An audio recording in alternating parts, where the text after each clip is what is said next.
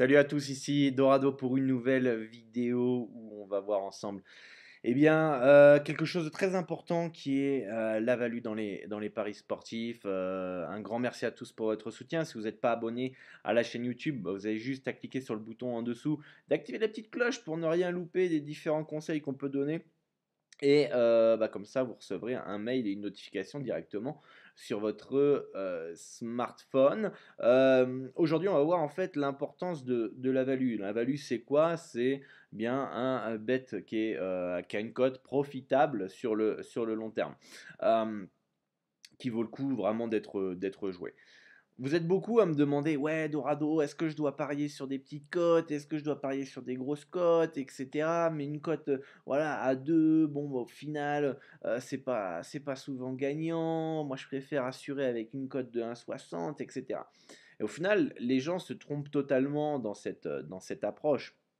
Ce que vous devez absolument faire, déjà, c'est savoir où vous allez. Nous, on vous explique, les amis, les 6 choses à mettre en place dans les paris sportifs pour être rentable, pour commencer à gagner dans les paris sportifs. Vous avez le lien dans la description pour pouvoir connaître ces 6 clés fondamentales, ces 6 fondations pour faire tenir la maison. Donc déjà, si vous ne savez pas où vous voulez aller, c'est compliqué. La value, c'est quoi? On s'en fout de la cote. La cote, une cote de indice peut être value. Ce soir, on me file une cote à 1,20, 1,25 pour les Warriors. Croyez-moi que pour moi, c'est value parce que ça vaut du 1,05. Voilà. Donc, la cote ne veut rien dire. Ce qu'il faut juste que vous compreniez, c'est qu'une cote, c'est une probabilité. Plus votre cote est haute, plus votre taux de réussite va être moins important. Plus la cote est basse, plus vous devrez avoir un pourcentage de réussite plus important. Une chose est simple, je vais juste vous donner un exemple par rapport à hier.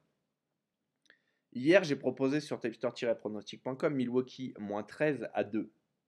D'accord. Le moins 11 était à 1,67. J'ai vu pas mal de gens partir sur la cote à 1,67, le moins 11 à 1,67. Quand au final, c'est une folie de prendre cette cote quand vous avez le moins 13 à 2. Le moins 13 à 2, il faut que j'ai 50% du temps raison sur mon pronostic, sur le long terme, pour être void, à savoir remboursé. Si le moins 11 à 1,67 passe, c'est un panier en plus, le moins 13, il est au pire remboursé.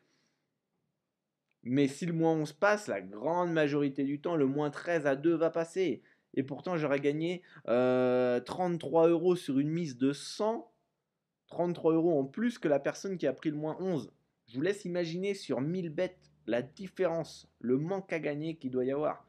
Donc avant de placer un bet, de savoir quel code je dois prendre, etc., posez-vous la question, où est la value?